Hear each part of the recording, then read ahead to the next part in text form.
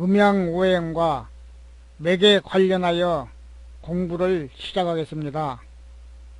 음양오행 학설은 중국 고대에서부터 남과 북, 응달과 양달을 가리키는 정도로 사용되어 왔으나 지금으로부터 약 2000년 전 춘추 전국시대에 이르러 만물을 형성하는 에너지의 원소로 어떤 대상을 가리키는 개념으로 발전하여 왔습니다. 천지 만물의 생멸과 기의 모임과 흩어짐을 설명하는 사고방식이 성립되면서 5종류의 기를 우주에 편재하고 5가지의 원소로 간주되면서 체계적인 음양오행 학설을 발전시켜 왔던 것입니다. 음양은 하나를 둘로 나누고 그 나눈 것을 다시 둘로 나누어 하나는 음이고 하나는 양이 되는 것입니다.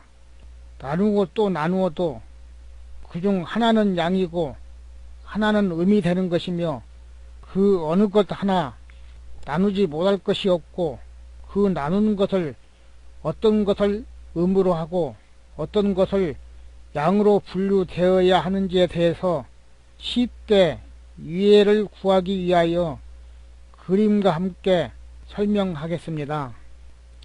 하늘은 양이고 땅은 음입니다. 양달은 양이고 응달은 음입니다. 높은 것은 양이고 낮은 것은 음입니다. 따뜻한 것은 양이고 찬 것은 음으로 분류합니다.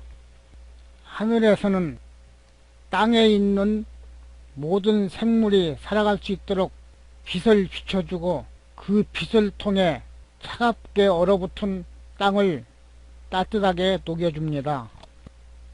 음과 양은 하나가 아니고 둘이고 또한 둘이 아니고 하나입니다.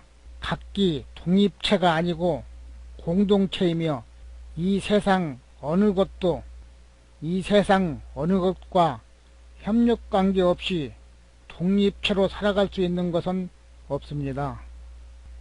하늘 아래에는 땅이 있고 땅에는 바다와 육지가 있습니다.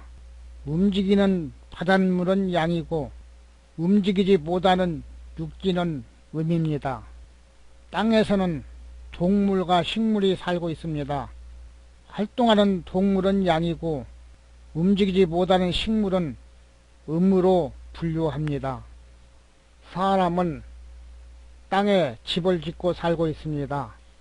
정원은 음이고 건물은 양입니다.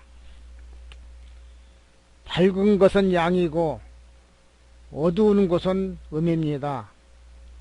위에서 아래로 내려오는 빛은 양이고 아래서 위로 올라가는 수증기는 음입니다.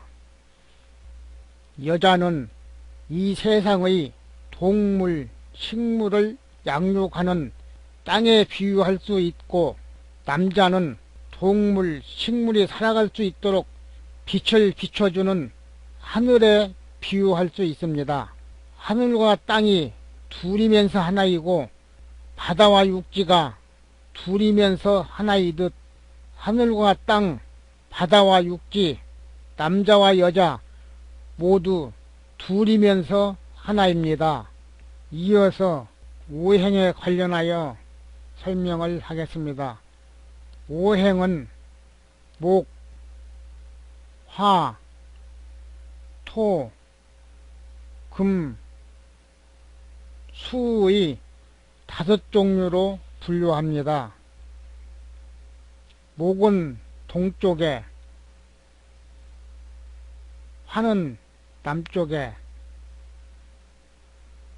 토는 중앙에, 금은 서쪽에,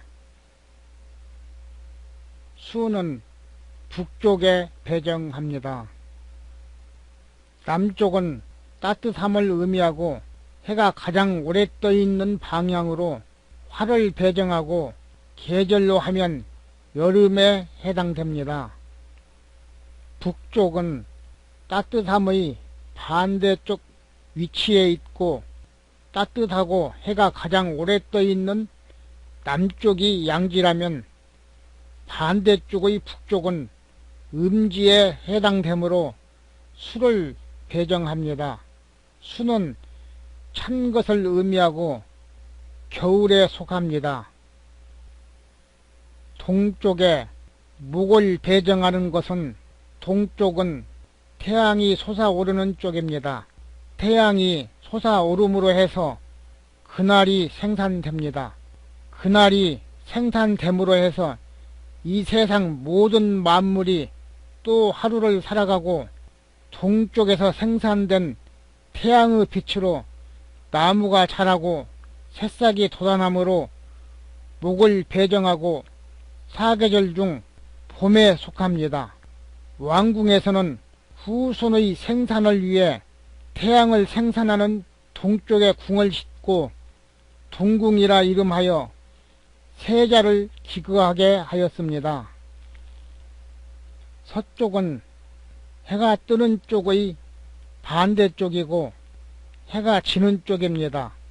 해가 뜨는 동쪽의 계절에서 돋아난 새싹이 해가 오래 떠 있는 남쪽의 여름에 자라 해가 지는 서쪽에서 완성이 되어 수확을 하는 계절인 가을입니다. 가을은 더움과 추움의 가운데 있는 서늘한 계절이기도 합니다.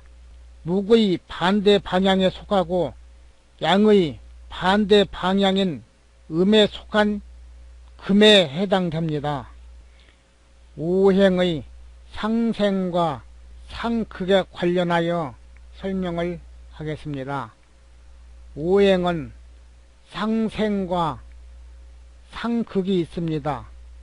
상생은 목은 화를 낳고 화는 토를 낳고 토는 금을 낳고 금은 수를 낳고 수는 목을 낳는 법칙으로 목은 화에 모이고 화는 토에 모이고 토는 금에 모이고 금은 수에 모이고 수는 목에 모입니다.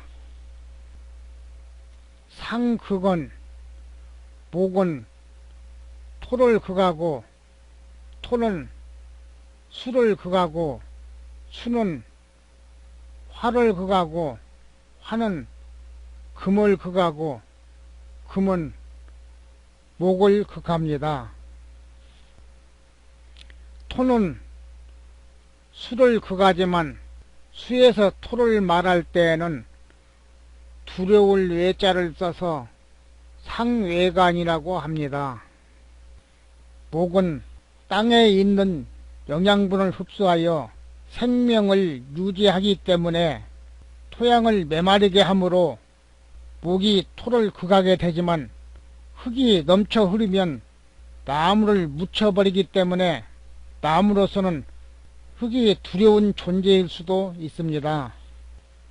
토는 수를 흡수하여 물을 말려버리기 때문에 토는 수를 극하지만 반대로 수가 토보다 많을 때는 산사태처럼 수에 의해 토가 없어질 수도 있습니다. 수는 화를 극합니다. 즉 물로 불을 끕니다. 그러나 불로 물을 끓여 물을 말려버리기도 합니다. 국을 끓일 때, 한약을 다릴 때 등에서 볼 수 있습니다. 화는 금을 극합니다.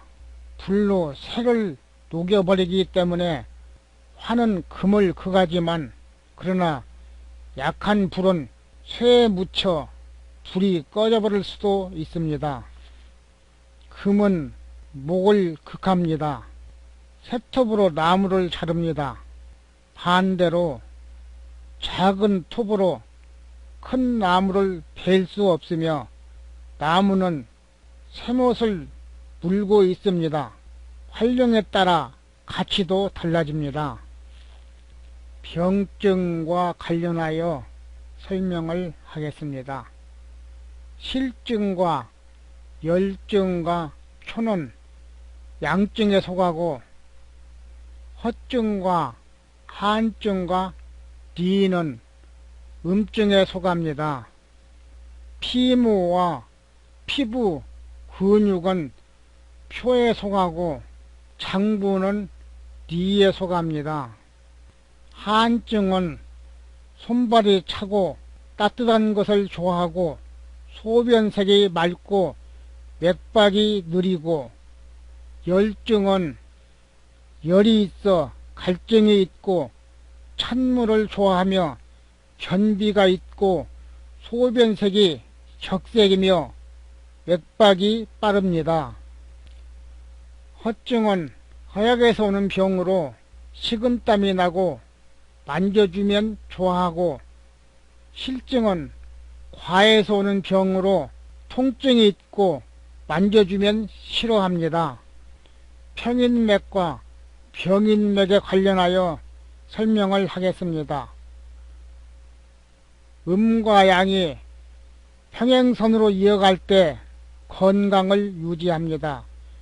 음양이 일치할 때의 맥은 평인맥으로 감지됩니다.